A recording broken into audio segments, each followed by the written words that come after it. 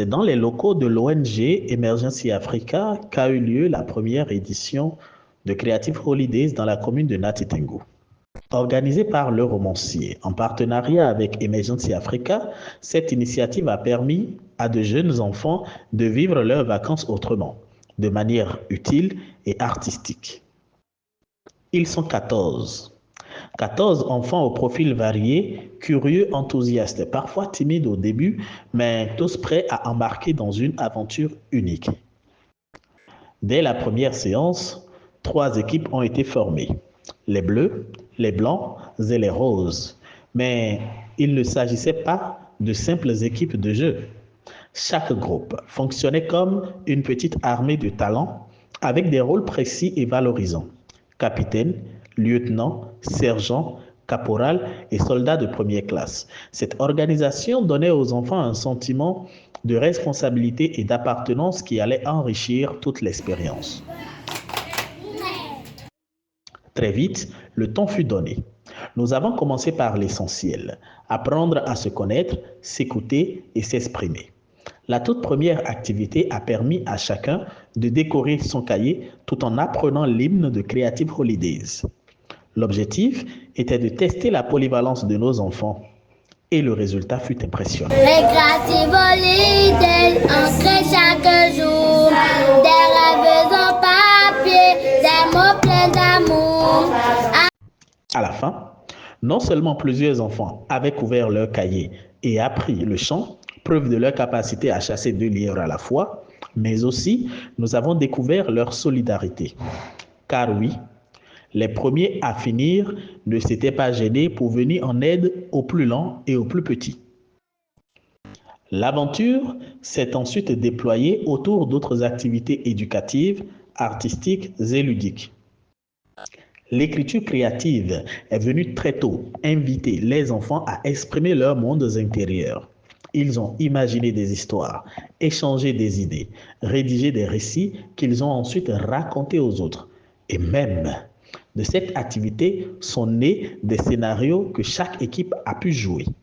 L'un d'eux, écrit par Eunice Patenon, une participante, a été choisi comme scénario du théâtre des enfants. Dans un autre registre, l'activité peinture a elle aussi marqué les esprits. Une séance originale où chaque équipe devait peindre une œuvre en utilisant un élément imposé, tiré au sort par le lieutenant de l'équipe. Les bleus héritèrent du tissu, les blancs d'une feuille et les roses du sable. Ce dernier groupe fit face à une difficulté inattendue, la pluie.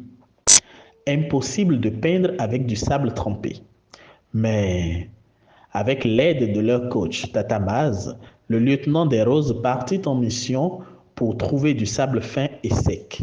Chaque équipe a pu ainsi mener sa mission artistique à bien.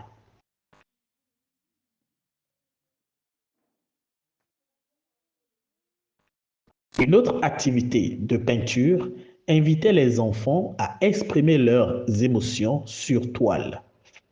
Ils ont alors peint librement, guidés par leur cœur et leur pinceau.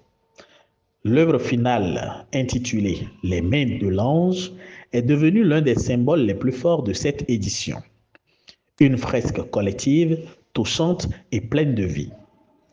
Parallèlement à ces moments d'introspection artistique, le théâtre prenait vie.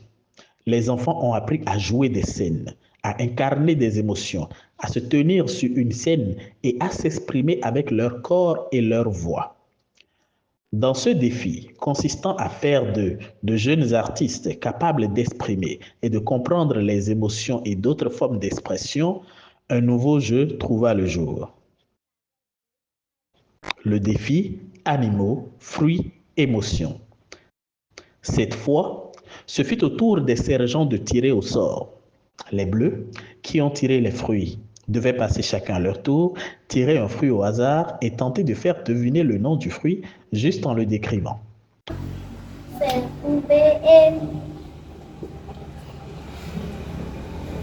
C'est jaune et c'est bleu. Conclusion, c'était assez confus.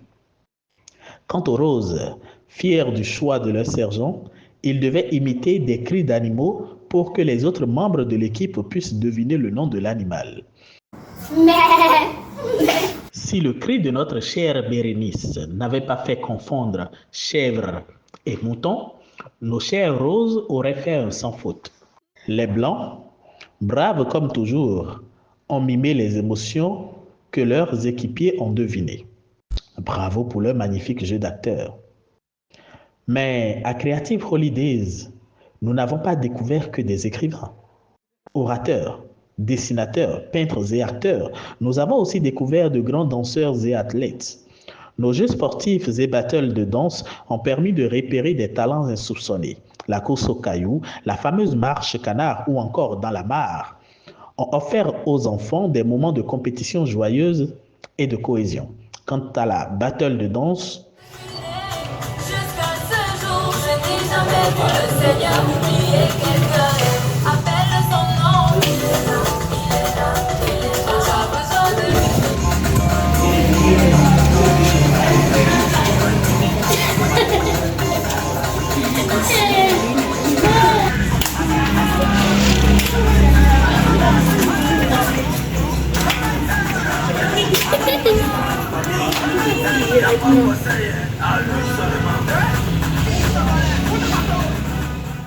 En gros, c'était une autre histoire. Et puis, il y a eu ce jeu emblématique qui a permis de tester la patience des enfants et la solidarité entre équipiers. Un jeu d'agilité où les enfants devaient empiler le plus grand nombre possible de plastique sans les faire tomber.